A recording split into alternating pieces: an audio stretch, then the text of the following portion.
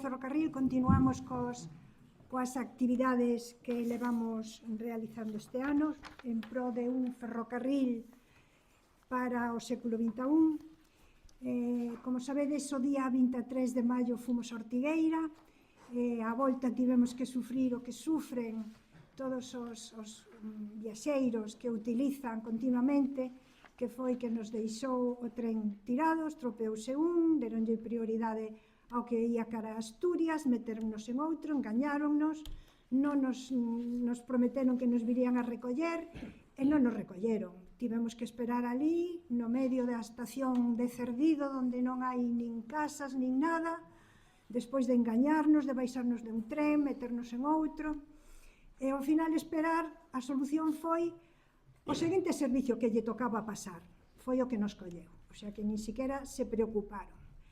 Eso, pois, bueno, pois foi un exemplo do que ten que sufrir, pois, unha incidencia das moitas que hai, non? Así, das últimas actividades que fixemos, pois estivemos coa mancomunidade de municipios de Ferrol, outra vez reunidos, mandaron de novo, atenderon a nosa reivindicación e mandaron unha carta de novo, unha solicitude desa reunión que estamos esperando co secretario de Estado do Ministerio de Transportes. O día pasado, día 4 de xuño, a semana pasada, estivemos en Santiago, na Cidade da Cultura, nun acto a nivel de Galicia sobre mobilidade. Nesta ocasión estivemos ali presentes porque nos chamaron para participar. Bueno, pois debatíase de toda a problemática de Galicia e nos chamaron para falar do tren en Galicia, falamos deso, e concretamente falamos da problemática do tren en Ferrol. Bueno, como cousa boa é que empezamos a soar fora das nosas comarcas e que polo menos o Foro Cidadán estamos aí presentes, ademais é algo que imos seguir facendo, non nos vamos a rendir. Sabemos que isto é a longo plazo, pero que imos estar aí, temos ese gran apoio aquí nas comarcas, na prensa de aquí, e agora se trata de ir ampliando ese apoio da prensa e esa movilización fora das nosas comarcas. Bueno, entón, hoxe proseguimos co ciclo de conferencias que iniciáramos. En esta ocasión, pois, disertará Francisco Rodríguez con unha conferencia que el titula Trasancos, Ortegal e a Mariña, a incesante marxinación ferroviaria.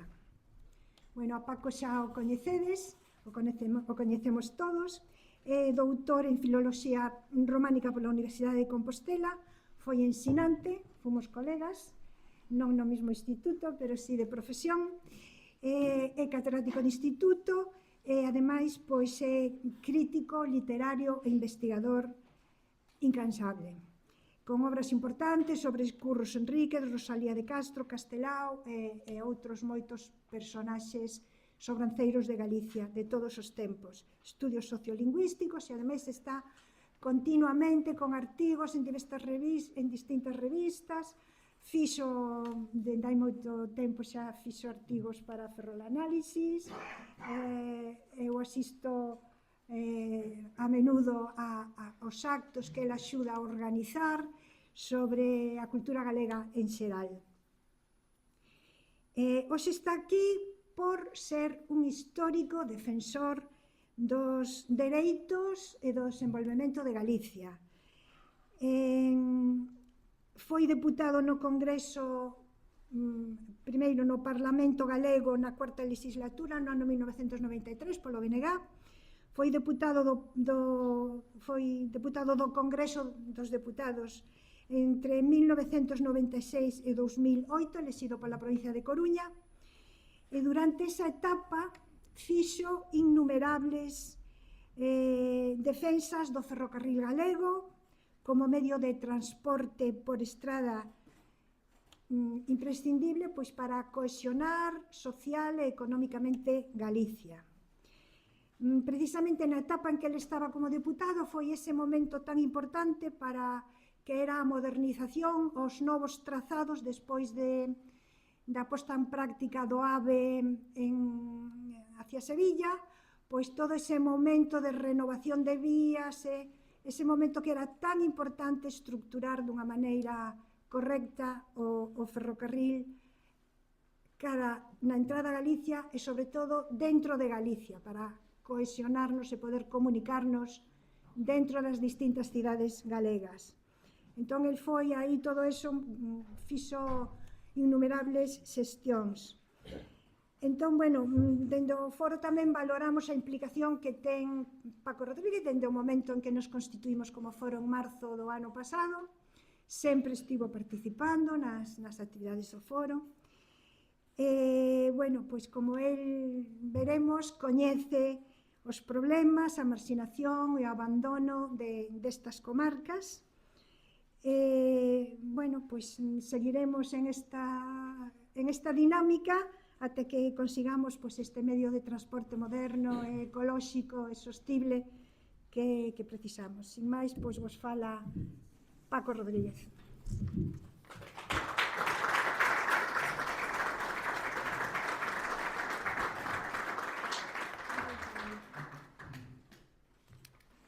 Ben, moi boa tarde e grazas a todas as persoas que estades aquí por asistirdes, non?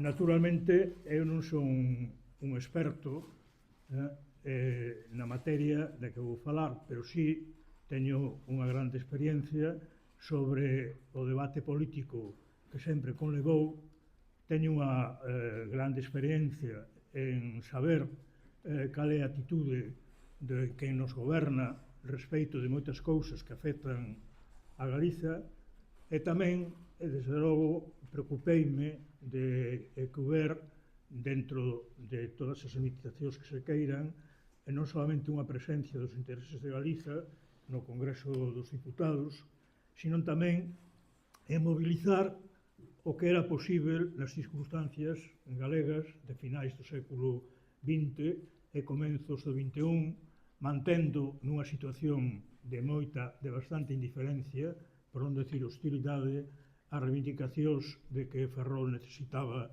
contar con unha vía férrea operativa e con os servicios ferroviarios e iso era fundamental nunha sociedade que fose mínimamente normal, non?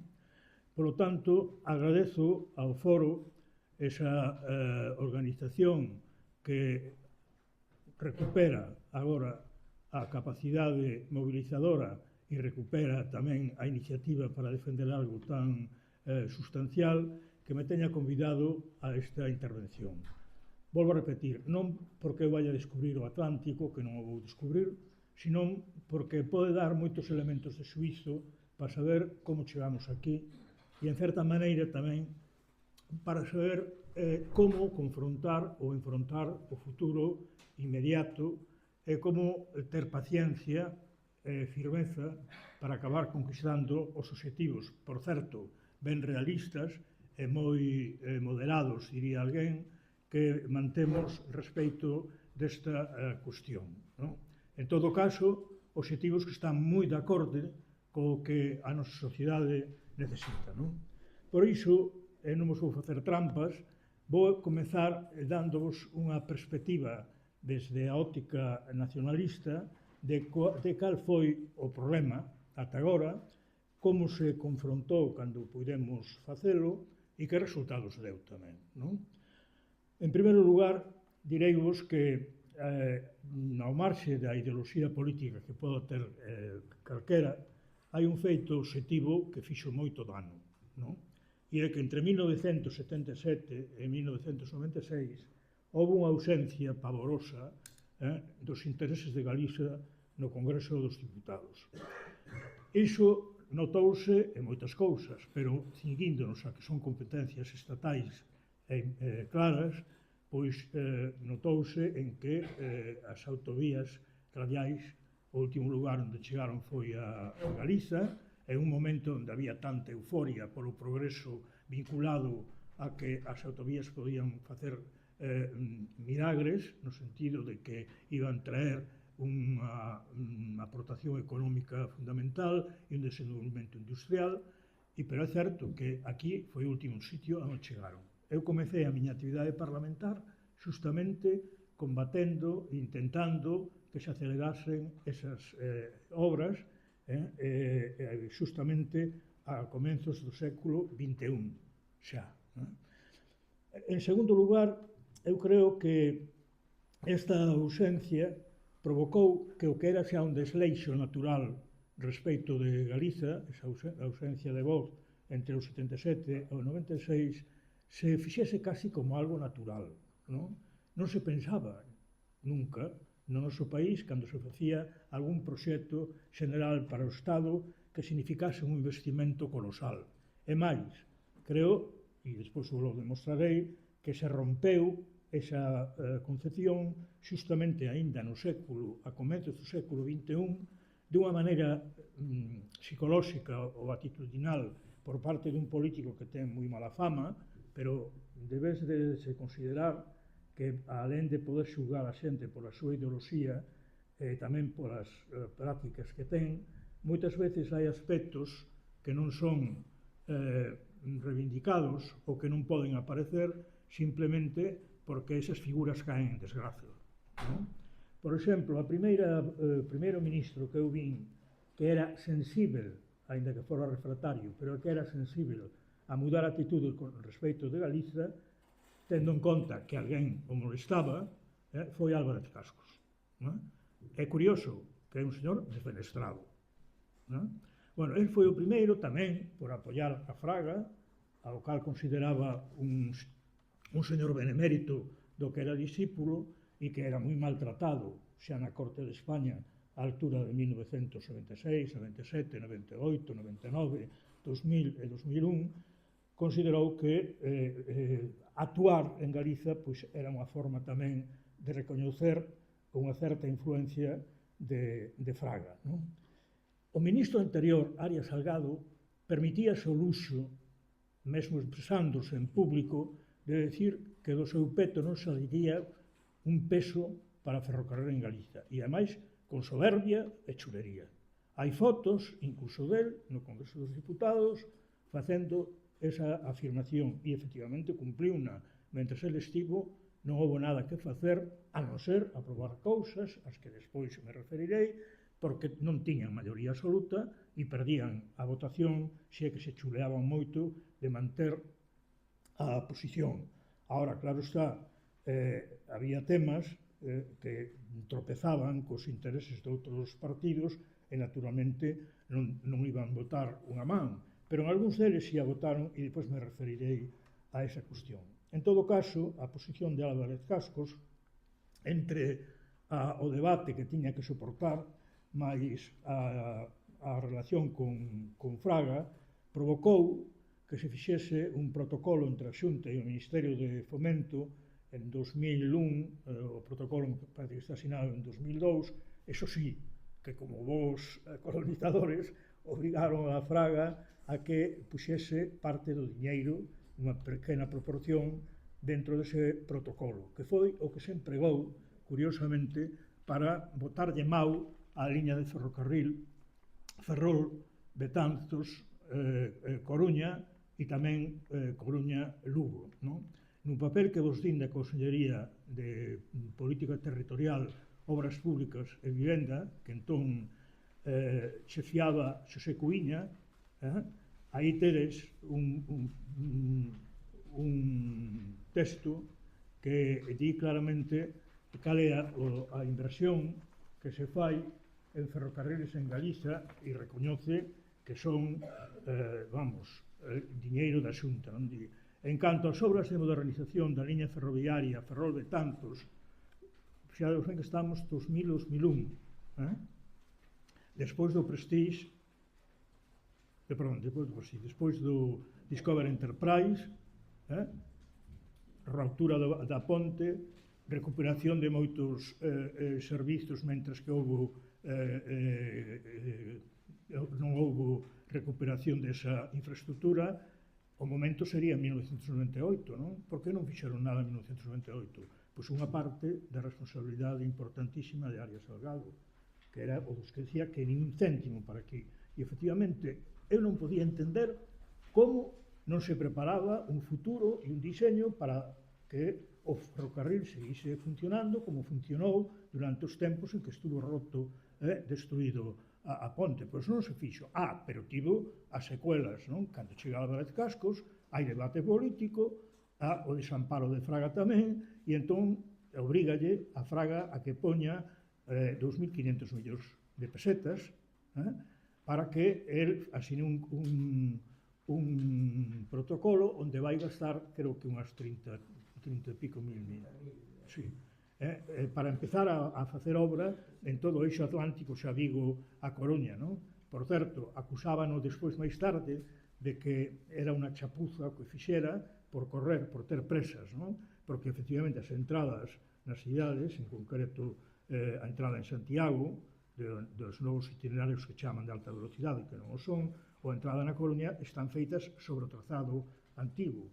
Entón os trens, claro, teñen que reducir moito a velocidade xa prácticamente a 7, 8 ou 10 kilómetros antes de chegar ás cidades. Pero é unha acusación a medias, porque se fora de AVE tamén o AVE teria que reducir moito a velocidade, ainda sendo unha infraestructura en liña recta, non? Pero ben, o importante é que fixados o que di, en canto as obras de modernización de liña ferroviaria Ferrol de Tantos, onde o goberno galego está a investir 1.190 millóns de pesetas, atópanse na última fase de execución.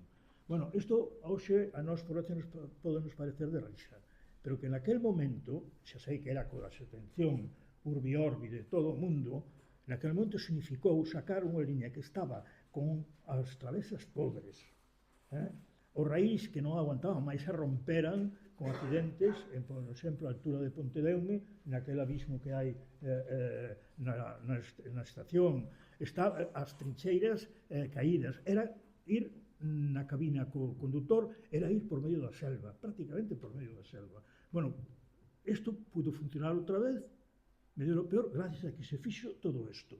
E isto non foi gratuito, foi un produto político de unha combinatoria dunha serie de factores, que foi insuficiente, evidente, que non solucionou o problema, evidente, pero se non se tivese pelexado, non se tivese feito eso.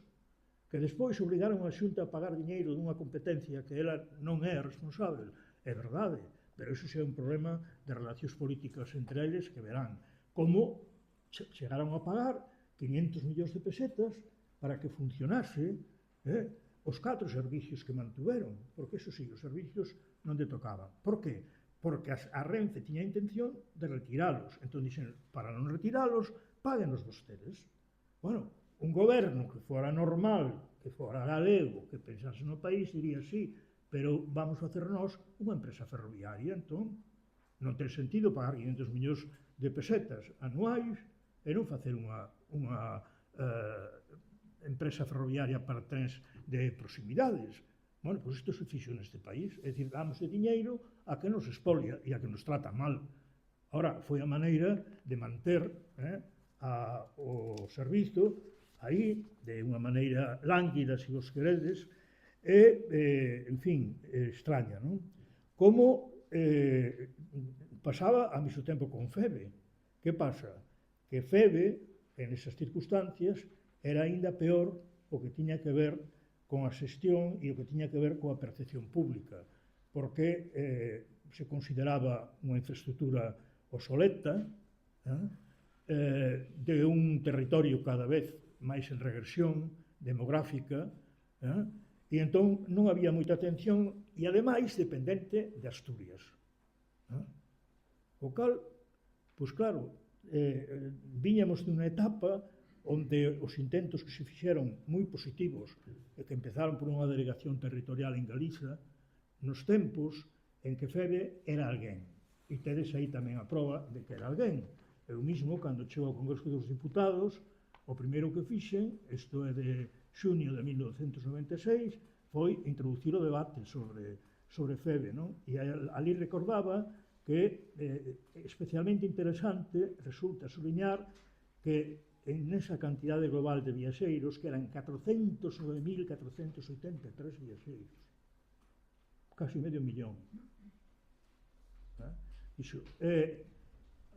esa cantidade global, 179.670, e 167.067 en orixe e destino. Vos pensades o que é isto? 500 viaxeiros diarios. Este era o FEBE de 1993-94, cando había a delegación, que esa delegación, se desenvolvera normalmente, acabarían sendo a empresa galega con todo que é o lóxico. Ora estamos nesa conxuntura. Vai depender de que políticamente quen goberne Galiza de interese asumir esa competencia ou non.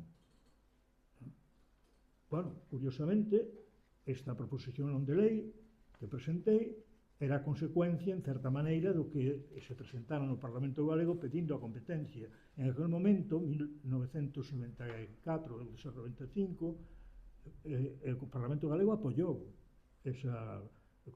transferir esa competencia. Que pasa?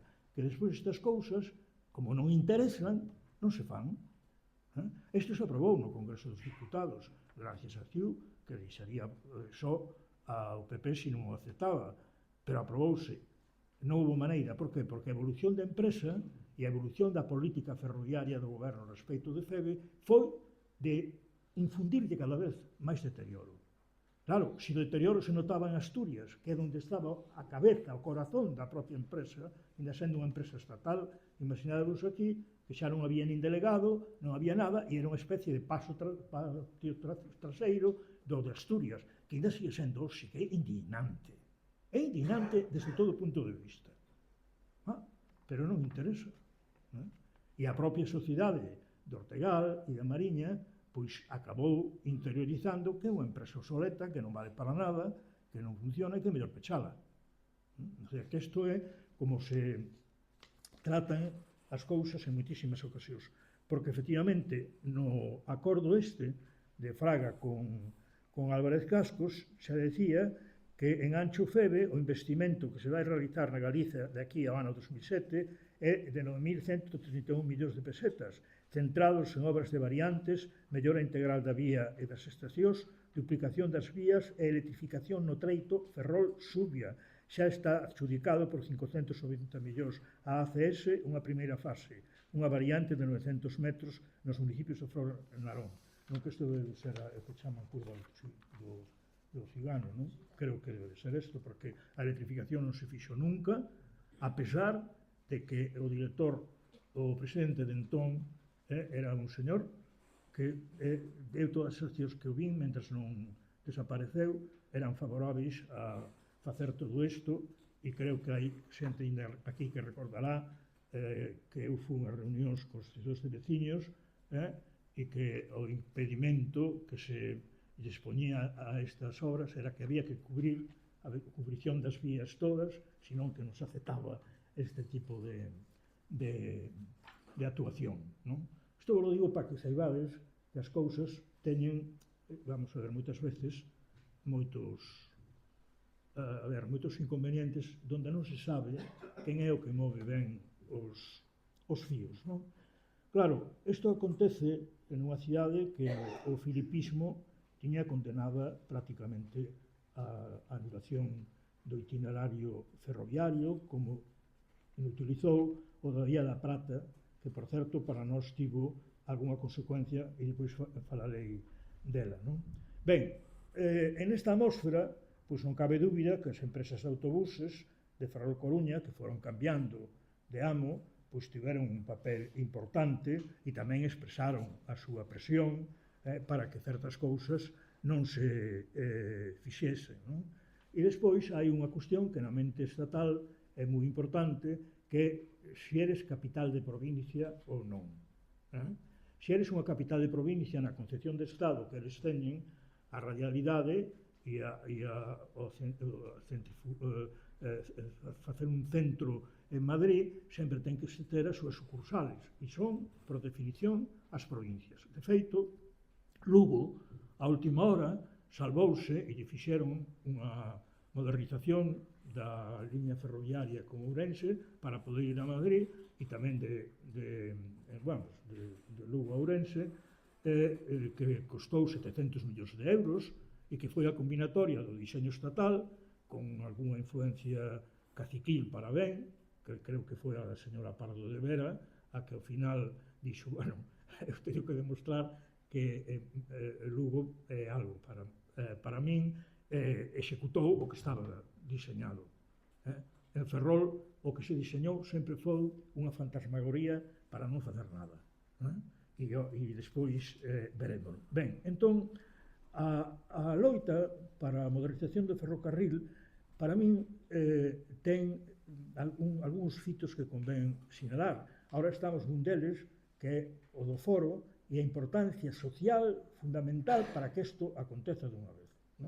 Pero antes existiron algunhas cousas que foron indiciarias e que axudaron moito máis do que a nos parece. O primeiro foi o ditame do Parlamento Galego de 1995, que foi produto da contribución de expertos, e tamén, eu penso que aquí hai alguna persoa que en eso directo ou indirectamente colaborou, que foi produto das mobilizacións que entón se fixeron en todo o país, onde colaboraban eficientemente algúns ferroviarios, algúns dos empregados de Renfe que tiñan esa convicción, e despois tamén a idea de que había que dar unha alternativa que fora asumível desde o punto de vista económico, que non puderan decir que era unha barbaridade, e que afectase a todo o país. Tedes o diseño nas follas que vos din, o diseño ferroviario, se non o ladín, pois tedes que perdoar, porque si a saquei, pero se ve que a mellor non lle fixen fotocopia, non? Entón, aí non vimos o problema de Ferrol illado, vimos o problema dunha Galiza que estaba toda en estado caótico, si ben con máis servicios que Ferrol, pero o tren era malo, tanto en Vigo, como en Pontevedra, como na Coruña. O que pasa é que había unha presión para que houbera cada vez máis servicios porque había usuarios, e poñían os trens que retiraban de outros sitios en España, poñíanos ali os mellores que tiñan. E aquí viñan xa cando era prácticamente cadavéricos. Bueno, pois ese ditame contemplaba Galiza integrada no Estado español e en Portugal. E entón considerábamos tan prioritario a liña Vigo-Porto como podía ser a de Ourense-Zamora ou, que non se esquecía, a de Ourense-León, Ponferrada-León, que para nós era sustancial, primeiro, porque é unha parte do territorio galego, e segundo, porque se fixese unha conexión por León, está claro que xa non había unha visión do Estado español tan centralista. As relacións con toda a cornixa cantábrica serían distintas, as relacións con Barcelona, con Cataluña e con Aragón serían distintas. Igual que se non se tuviera eliminado a Vía da Prata, está claro que nos podíamos conectar Zamora con Astorga, Astorga xa despois Ponferrada, e tiñamos que toda Andalucía se podía comunicar sin pasar por Madrid con aquí. Entón, ese ditame do Parlamento Galego en ese aspecto era, para min, era magistral. É curioso que tamén tiña ingenuidades, non? Unha ingenuidade, ou se vos queredes, un excesivo realismo, era que, como coincidía en todo o que se fixo despois, non? E era que Coruña-Ferrol sempre se contemplaba con electrificado, pero con unha vía única. Electrificación con vía única.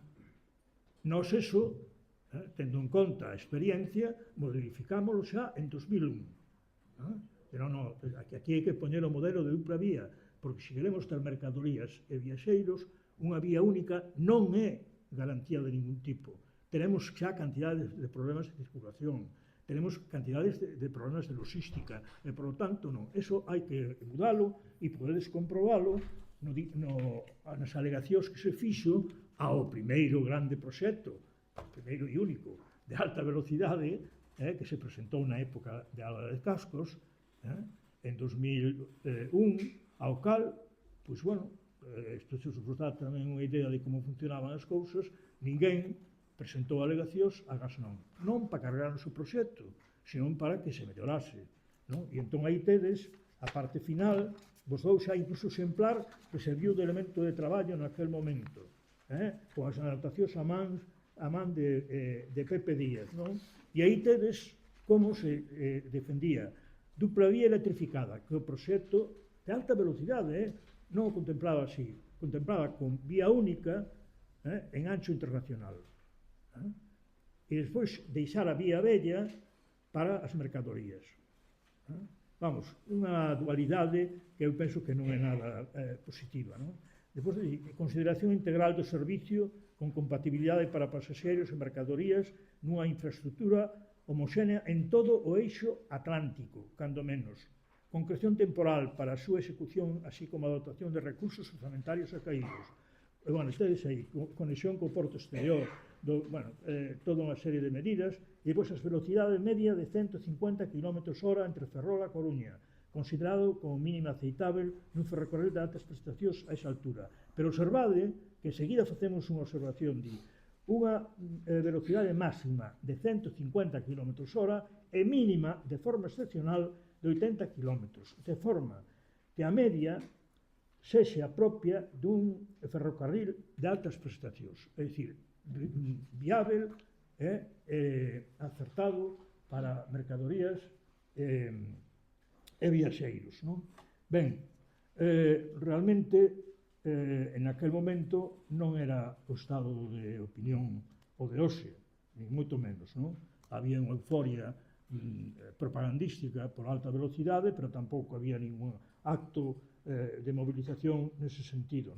A conciencia do problema real de unha comunicación interna para Galiza era escasa, no caso de Ferrol, onde todo o mundo, o coche era unha especie de deus que se adoraba, a reacción mediática era pobre, non tiña ningún interese en que nada desto se debatese socialmente, e, en fin, isto acabou quedando no esquecemento sin que, lóxicamente, aos ministerios sucesivos les interesase para nada resucitalo.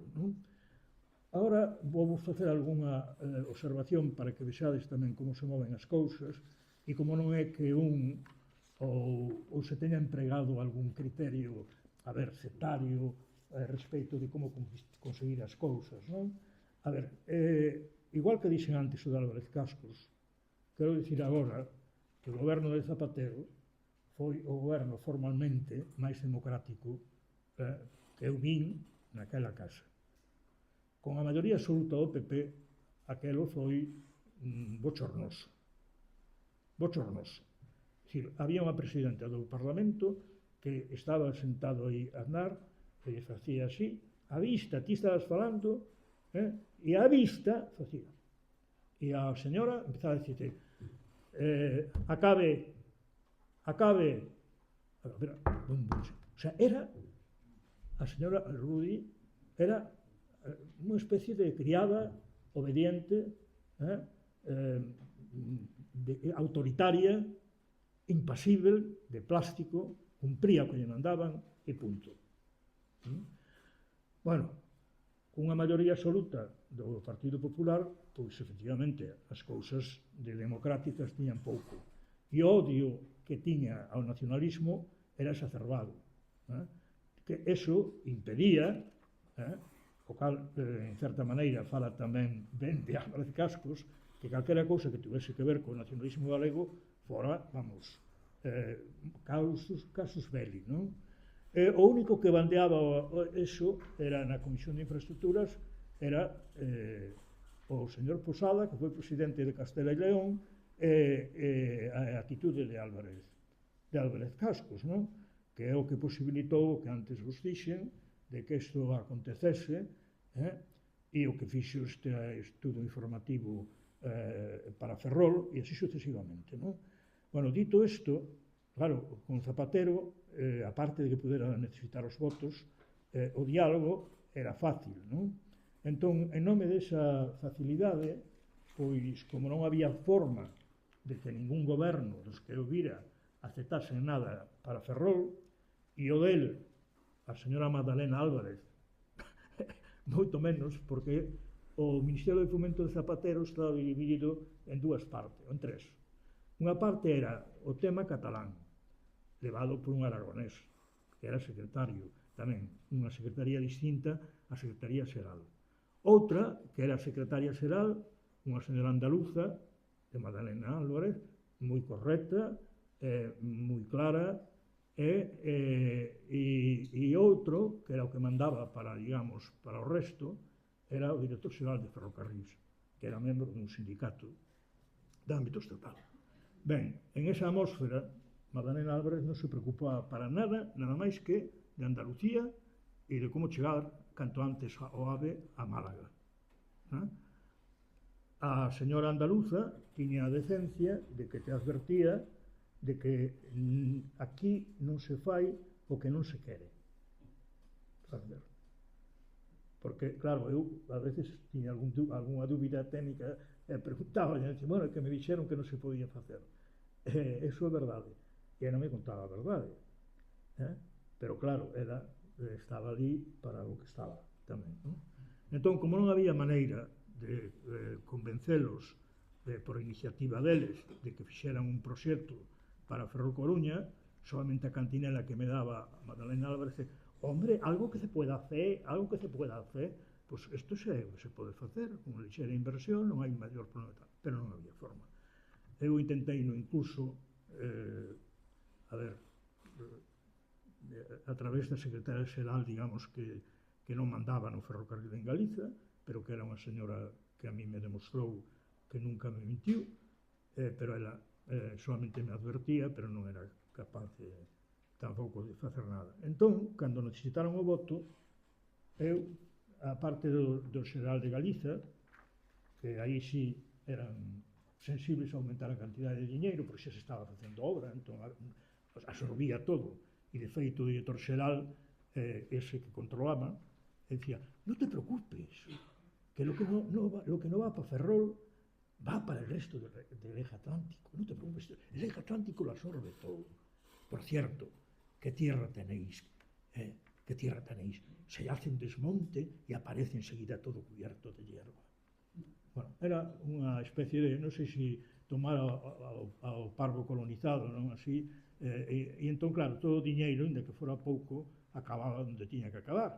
Ora, na teoría non, aí tedes a proba, incluso a proba empírica de que eu cheguei a aceptar para que non houvese ciúmes despois de como se vendía isto aquí, cheguei a aceptar que as enmendas fosen asinadas polo PSOE e polo grupo parlamentario mixto e o seu portavoz, eu. E aí tedes a proba. Firmantes, Grupo Parlamentario Socialista del Congreso. E don Francisco Rodríguez, Grupo Parlamentario Mixto. Bueno, estes se aprobaron. Non se cumple ninguna.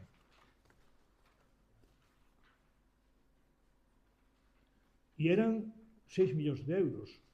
Porque, claro, eu xa dixen, aquí o que haberá que facer é agarralos, que fagan algo de obra en algún sitio, e depois xa a cousa ten que continuar. E entón, o tema foi como facer algo na saída de Ferrol, é dicir, a saída de duplicar a vía ata a Ponte das Cabras. 6 millóns de euros. Pois, eso non se tuveron que molestar para nada, porque aquí se encargaron de hibernalo, como había que dictaminalo urbanísticamente, porque era en territorio urbano, pois non se dictaminou e xa non se fixo nada. E a outra é o consabido da IPAX, aí o ten, en 2007. Non houve maneira. E está asinada por eles, Bueno, e eles, nada menos que como le chamo, un señor moi espabilado e moi listo que era Rubalcaba. E o que negociaba o día a día era Marugán, un señor que viña todos os braus a Ferrol, casado con unha señora daqui, o que depois foi valedor do povo, non? Creo que foi valedor do povo, Fernández Marugán. No, e no diálogo, no coloquio, na discusión era fácil, non? Porque o propio Marugán tiña conciencia de que isto era un desastre. e que esta cidade estaba nunha decadencia brutal e non sei que. É dicir, que non é que houbera dificultades políticas para chegar, para tal, a pesar da, en fin, de que tiñan un diseño estrutural que eu non vou contar sobre que pasaba en Galicia se subía o nacionalismo, que baixaba, e entón eso levaba ao propio Zapatero incluso a facer cousas que non deberan, pero, en fin, hai que recoñecer que se podíase falar con el e correctamente, pero isto non se efectivizou a pesar do recurso a esta fórmula que, como vedes, pois non chegou, non? Ben, entón vou concluindo dicindo o seguinte. Nós vamos entrar nun contexto político seguramente pouco favorável, non só pola condición ideolóxica de que nos poda gobernar, que tamén, ou polas formas que ten maioría absoluta, senón tamén porque, como vedes en unha folla que vos din, despois da crise de 2009, tedes unha folla de investimentos en Galiza, non? Despois da crise de 2009, igual que a folla vos indica como, cando hai esa consunción de voz e de reivindicación e un goberno que poda dialogar e unha dinámica que xa estaba creada, pois os orzamentos de Galicia subiron dunha maneira brutal, observades. Hai uns anos que, desde 2000, mirad a partir de 2006, veredes o que sube. Sube os orzamentos do Estado, pero Galicia que estaba na miseria total. E por qué? Porque se estaban facendo obras de infraestructuras da chamada alta velocidade en todas partes de Galiza. A primeira vez que houve obras en Galiza antes de que chegase de Madrid. De feito, se acabou Ourense-Santiago, o único tramo de alta velocidade real que en Galicia, e non chegar ao tren desde Zamora. Por certo, esa infraestructura que era de Álvarez Cascos quería cargar a Madalena Álvarez. Pero vamos, tiña obsesión, hasta que ao final non sabía xa por onde sair.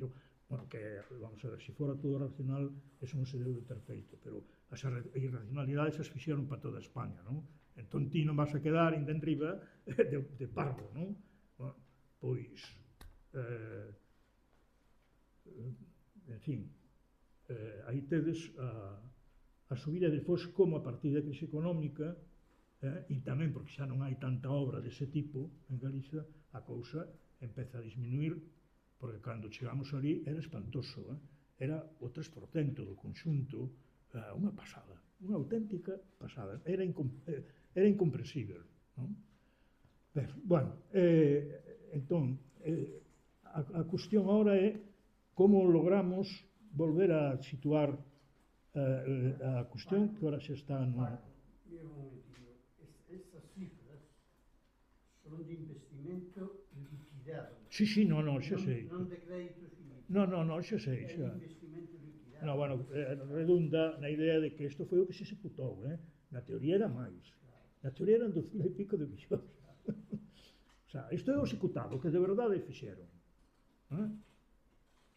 Claro, entón, bueno, pois xa vou acabando dicindo o seguinte. A ver, e agora o diseño témolo ben, o foro ten un programa moi realista, é de subliñar que non callamos de maneira entusiasta en la alta velocidade e cousas así, non?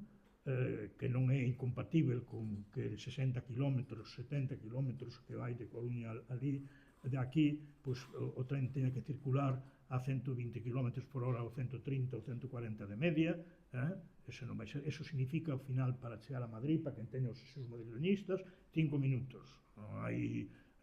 Non é problema de nada.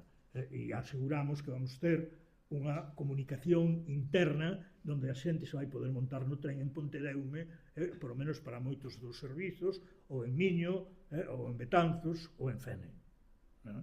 Isto é fundamental. Non ter esa alegría de vivir que nós somos todos urbanitas e somos de non sei onde e somos modernos. Para que? Para ir ao seu país. Porque, en todo caso, a dimensión de alta velocidade en eses parámetros é irse do país, o que veñan turistas, o que é esa a visión. Canto máis talonxes do territorio, a visión é máis disparatada. Eso é evidente. Como pasa ahora, se está demostrando que a Unión Europea prefire Lisboa a Madrid a Porto, Vigo. Por qué? Porque a dimensión deles é a dos Estados. Bueno, entón, introducirnos no eixo atlántico de novo, observade a miña preocupación, ainda non valía para nada, pero foille poñer a isto eixo atlántico entre Vigo e Pontevedra, pero é que era onde iban os millóns despois. Pero de Ferrol, aí o tedes, tamén, eso o fixen, vamos, propositadamente, a ver onde está,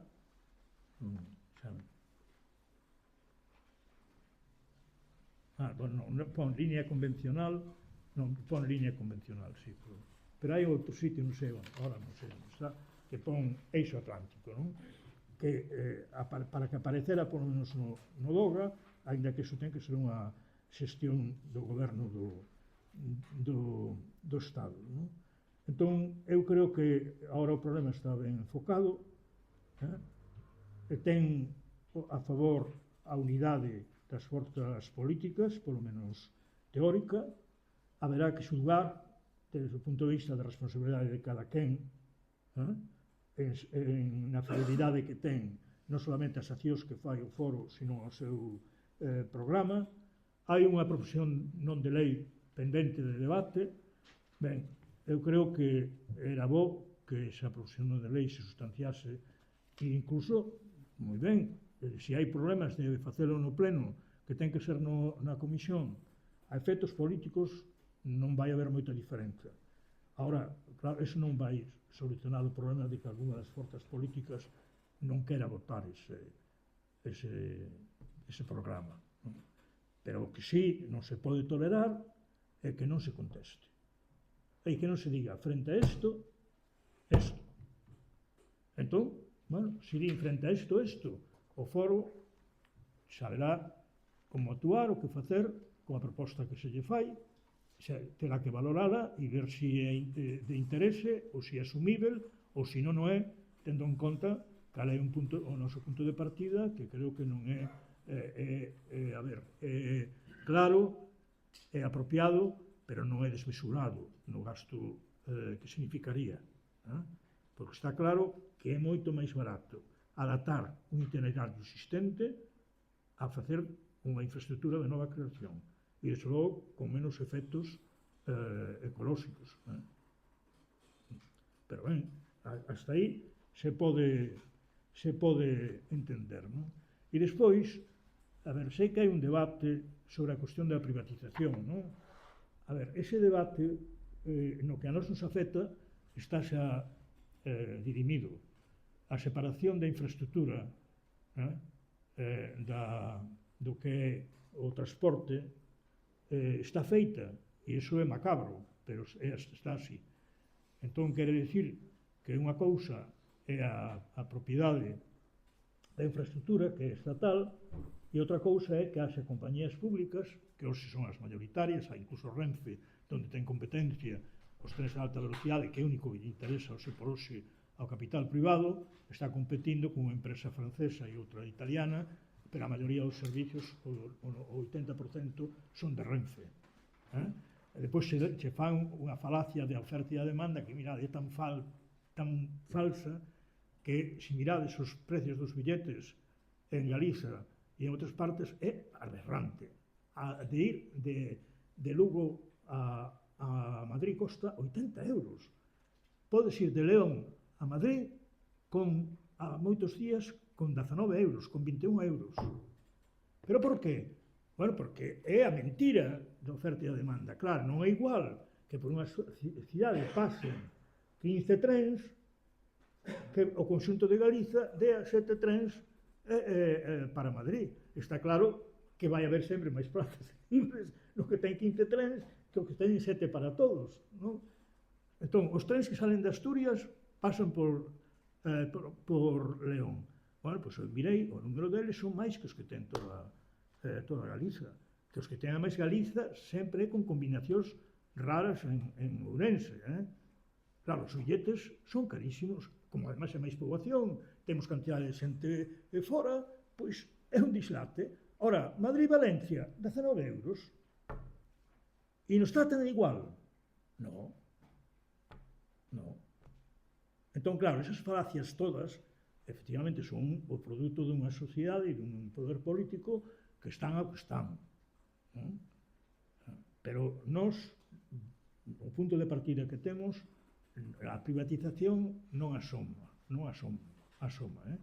É unha cousa que temos que ter en conta, pero nós estamos defendendo que haxa trens de proximidade, aos servicios de Renfe que hai incluso a Madrid aquí son todos de Renfe e non por eso garanten nada, como vedes, é terrible, non? É como se fora un servizo non público e é unha empresa pública.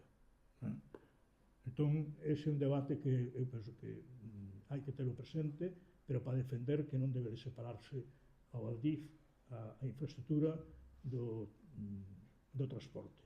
E despois, no caso de Ferrol, a ver, o autobús ten un problema de mal comportamento da empresa, pero tamén de que hai unha presión sobre o autobús brutal. Por qué? Porque non hai tren. E entón, este é unha cousa que debía de facernos considerar hasta que extremo isto é necesario. Porque hai días e momentos en que a empresa pode poñer 3 autobuses ou pode poñer un. Pero, a ver, hai unhas oscilacións evidentes. Eso é así de claro. E non é que esta seña peor que arriba. É que arriba non tiña a presión tan grande que ten esta. Por qué? Porque cando arriba ainda non había os bonos, non estaban subvencionadas as cousas, entón costaba un diñeiro, vos des conta que era, en certa maneira, a ver, pois casi pagaba a pena entre 4 coller un coche particular e ir a traballar a Coruña, non? Pero ahora o debate está en outros termos. Está que hai moita xente que ten que utilizar o servicio público por motivos incluso económicos. Entón hai que ter tren, forzosamente. E esa é a maneira, incluso, de que o bus se dinamizara máis para certos percorridos. É dicir, se hubiera tren, pois pode chegar, é máis fácil que haxa un autobús a Valdoviño e a Cedeira, é máis fácil que haxa Mugardos e Ares, é dicir, eso íbase a dimensionar de outra maneira, máis xente se montaría nos autobuses comarcais, pero claro, é un debate que eu penso que nós, debido á gravedade da falta de tren, debemos de centrar nesa cuestión, na cuestión de que necesitamos e con obra urxente e que é unha función social e agora económica incluso derivada da presencia dunha empresa que esperemos que non se fane pola xeoestrategia mundial, porque esa é outra, esa empresa que tanto ben podría facer aquí, pois esperemos que o goberno que veña non se dobregue a calquer presión de Estados Unidos, que eso sí que é un perigo real, ou da propia Unión Europea, tal como está, non? Pero, bueno, este é o ambiente en que vamos a continuar. Eu creo que o foro ten xa unha experiencia que non é difícil de avaliar onde están os problemas e había que conseguir que quen ten o poder político hoxe, tanto en Galicia como en España, que teña que contestar. E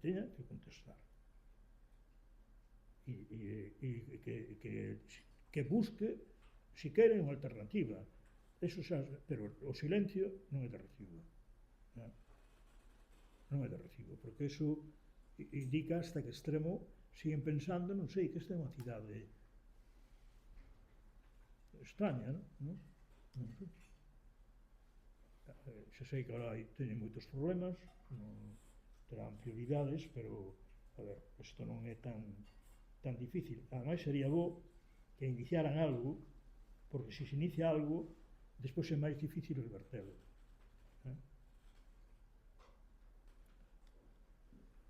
Quen veña, pois, se engancharía se hai algo executivo.